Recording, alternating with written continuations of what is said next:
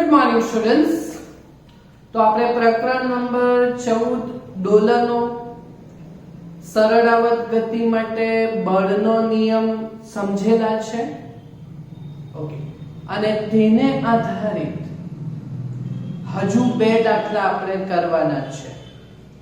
તો તે છે આપણો સ્વાધ્યાયનો 13મો, જે 4 માર્ક્સ માટે પૂછાઈ શકે, અને સ્વાધ્યાયનો 14મો 2 માર્ક્સ માટે પૂછાઈ શકે. ઓકે, સ્વાધ્યાયનો 14મો તે આપણો એકદમ ઈઝી છે કે ભાઈ તેમાં આપણે શું શોધવાની છે. ભાઈ મહત્તમ ઝડપ ગણો, પહેલા આપણે બતાવી દઈએ. ઓકે, તો મહત્તમ ઝડપ શોધવાની છે સરળાવત ગતિની. ઓકે, તો આપણે સરળાવત ગતિ માટે આપણે સ્થાનાંતર જોયું, વેગ જોયું, પ્રવેગ જોયું ને. ઓકે, અને બળના નિયમ પછી આવર્ત કાઢવું કહે. 4 આ રીતે આપણે કોન્સેપ્ટ જોયેલા છે. ઓકે, તો વેગનું સૂત્ર જે લાવેલું હતું એમાં કેસ 1 માં મધ્યમાન સ્થાને ઝડપ તમારી આવેલી હતી મહત્તમ a ઓમેગા. આવું કેપિટલ A અને ઓમેગા. કેપિટલ A એટલે કંપ વિસ્તાર અને ઓમેગા એટલે કોણીય આવૃત્તિ. તો ભાઈ મહત્તમ ઝડપ એટલે કેપિટલ A અને ઓમેગા હોય તો શોધાઈ જાય ને. ઓકે, તો અહીંયા બેઠું એ વસ્તુ તમને આપેલી છે. ઓકે, તો એનું સોલ્યુશન આપણે કરીએ. તો જો એક એન્જિનના સિલિન્ડર હેડમાં પિસ્ટન, આપણા એન્જિનમાં સિલિન્ડરમાં પેલું પિસ્ટન આવે જે આવી રીતે એમ સરળાવત ગતિ કરે, તે સ્ટ્રોક મારે સ્ટ્રોક. હા, તો એ 1 મીટરનો સ્ટ્રોક મારતું છે. ના, સ્ટ્રોક એટલે હું તો એ કૌંસમાં કીધેલું છે. સ્ટ્રોક એટલે શું? કે સ્ટ્રોક એ કંપ વિસ્તાર કરતા શું આવે? બમણો આવે. બરાબર? તો એ અહીંયા તમને સ્ટ્રોક આપેલો છે 1 મીટરનો. તો એ સ્ટ્રોક એ કંપ વિસ્તાર કરતા બમણો, એટલે stroke that is equal to કંપ વિસ્તાર કરતા બમણો, એટલે 2 of કંપ વિસ્તાર એ કેટલો આપેલો છે? સ્ટ્રોક 1 મીટર આપેલો છે. 1 મીટર. બરાબર? તો કંપ વિસ્તાર a બરાબર કેટલો થશે? 1/2 મીટર થશે. બરાબર? અને બીજું શું આપેલી છે? જો પિસ્ટન 200 રેડિયન પર મિનિટની કોણીય ઝડપની કોણીય આવૃત્તિ સાથે સરળાવત ગતિ કરે, તો કોણીય આવૃત્તિ ઓમેગા આપેલી છે 200 રેડિયન પર મિનિટ. બરાબર? તો તેની મહત્તમ ઝડપ આપણે શોધવાની છે. ઓકે, તો આપણે મહત્તમ ઝડપ અહીંયા સાઈડ પર કરી નાખીએ. માટે પિસ્ટનની મહત્તમ ઝડપ એટલે Vmax બરાબર a ઓમેગા સાબિત કરેલું છે. ઓકે, પતી ગયો દાખલો. કંપ વિસ્તાર 1/2 અને કોણીય આવૃત્તિ આપેલી છે ને 200. બરાબર? તો 200 ભાગ્યા 2 કેટલું થશે? 100. ઓકે, ને ઝડપ એટલે મીટર પર સેકન્ડ. ઓકે, તો મીટર એકમ તો છે જ ને. ઓકે, તો મીટર પર સેકન્ડ ની આવશે. એની કોણીય આવૃત્તિ જો મિનિટમાં આપેલી છે, એટલે ઝડપનો એકમ મીટર પર સેકન્ડ. તો છેદમાં સમય આવે, પણ સમય અહીંયા મિનિટ છે કે. ઓકે, એટલે આનો એકમ શું આવશે? મીટર પર મિનિટ. બોલો, ખબર પડી કે? સમજ પડી કે? તો આ આપણી પિસ્ટનની મહત્તમ ઝડપ થશે. બરાબર? તો આ જો એકદમ ઈઝી દાખલો હતો એની સ્વાધ્યાયનો 14મો. ઓકે, ચાલો હવે આપણે જોઈએ સ્વાધ્યાયનો 13મો દાખલો, જે સ્પ્રિંગ વાળો છે. એમાં આપણે પુનઃસ્થાપક બળ એ સ્થાનાંતરના સમપ્રમાણમાં અને વિરુદ્ધ દિશામાં હોય, અને પેલા ન્યૂટનના ગતિના નિયમનો ઉપયોગ કરીને આપણે આવર્તકારના સૂત્ર કરેલા છે. ઓકે, તો આ જ વસ્તુ અહીંયા બે આકૃતિ આપેલી છે. કે ભાઈ આકૃતિમાં શું કહે છે કે એક આકૃતિ A માં K બળ અચળાંકવાળી સ્પ્રિંગ સાથે M બળનો પદાર્થ લગાવી દીધો એક છેડા પર અને બાહ્ય બળ F થી ખેંચ્યું, બરાબર. આકૃતિ B માં શું કરેલું છે કે એ જ K બળ અચળાંકવાળી સ્પ્રિંગના બંને છેડા પર M બળ લગાવ્યું, તો પછી બંને તરફથી ખેંચેલું છે F સમાન બળ વડે. તો આ બંને કિસ્સામાં શું શોધવાનું છે? એક તો સ્પ્રિંગ કેટલી મહત્તમ વિસ્તરણ પામે એટલે કેટલું ખેંચાય, એટલે એ અંતર x વાળું શોધવાનું છે, બરાબર. અને બીજું દરેક કિસ્સામાં દોલનનો બીજું શું શોધવાનું છે? આવર્તકાળ. તો આપણે બળના નિયમનો ઉપયોગ કરીને આવર્તકાળ વાળું કામ કરેલું જ છે, તો એ પાછું આપણે અહીંયા કરશું. ઓકે, તો કેસ 1 એટલે આકૃતિ A માટે, બરાબર. તો આકૃતિ A માટે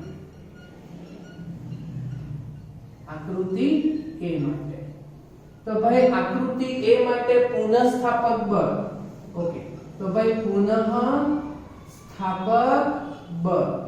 ઓકે, તો ભાઈ આકૃતિ A માટે પુનઃસ્થાપક બળ F ચલે છે -x,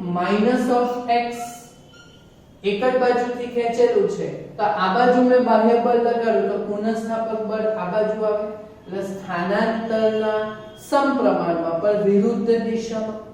ઓકે, તો વચ્ચેથી ચલે છે કણ, તો અહીંયા શું આવશે? તો ભાઈ વચ્ચેથી ચલે છે કણ, તો F બરાબર -kx આવશે,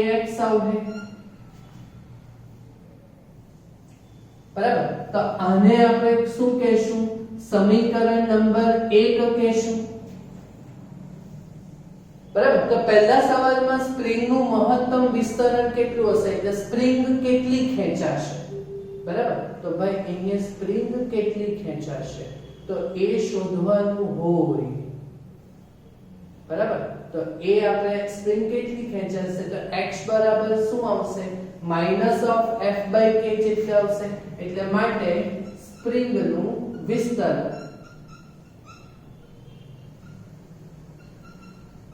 એ અહીંયા x બરાબર કેટલું આવશે તો f/k જેટલું આવશે, બરાબર. તો આ આપણા પહેલા સવાલનો જવાબ થયો. માઈનસ તો એ તો દિશા બતાવે પણ વિસ્તરણ x જેટલું ખેંચેલ તો x બરાબર f/k જેટલું આવશે, બરાબર.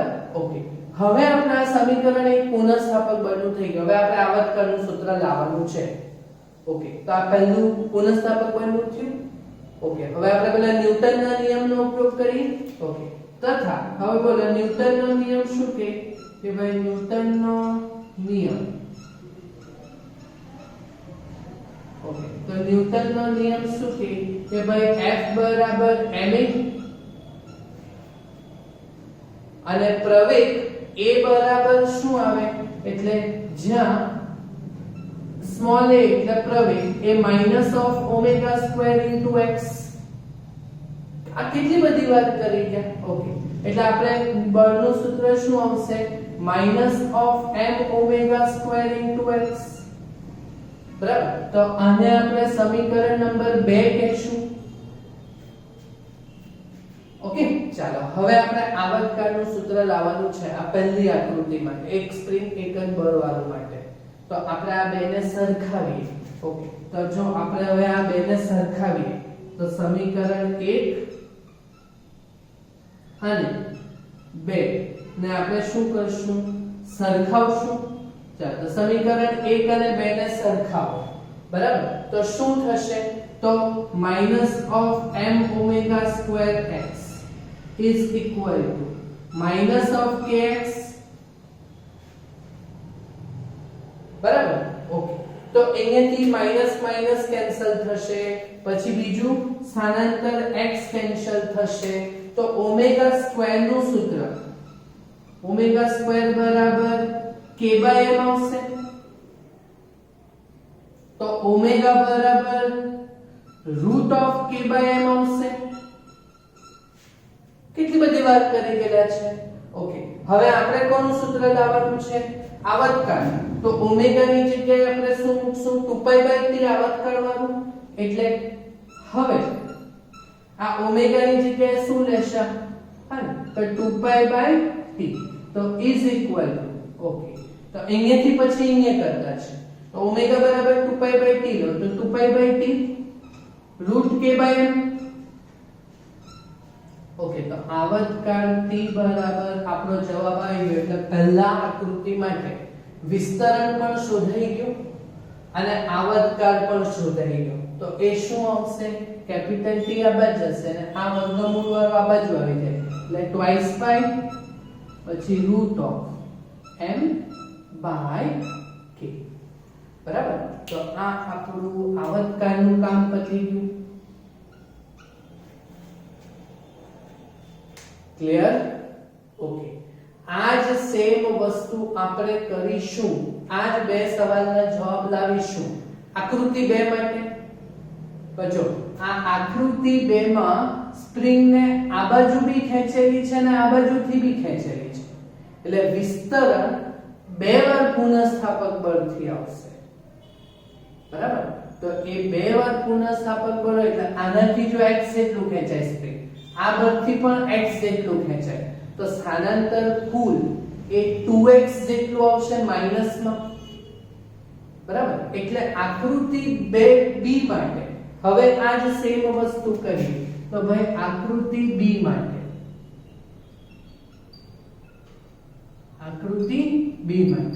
તો આકૃતિ b માટે પુનઃસ્થાપક બળ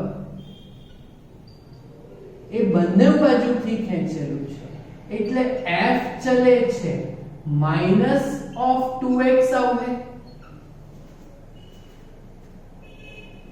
કેમ કે બંને બાજુથી ખેંચાય આનાથી જો x જેટલી સ્પ્રિંગ ખેંચાય આનાથી જો x જેટલી ખેંચાય બરાબર ને તો F ચલે છે -x હતું અહીંયા હવે બંને બાજુથી ખેંચાય એટલે F ચલે છે -2x આવશે ઓકે તો અહીંયાથી આપણું પુનઃસ્થાપક બળનું સૂત્ર હવે વચ્ચેથી ચલે છે કરો તો સ્પ્રિંગનો બળ છે એટલે -2kx બરાબર તો આ આપણું પુનઃસ્થાપક બળનું સૂત્ર સમીકરણ 1 પ્રમાણે જશે બરાબર તો અહીંયા જો આપણે સ્પ્રિંગનું વિસ્તરણ મહત્તમ વિસ્તરણ શોધવાનું છે તો x ને જો કરતા બનાવવા માટે સ્પ્રિંગનું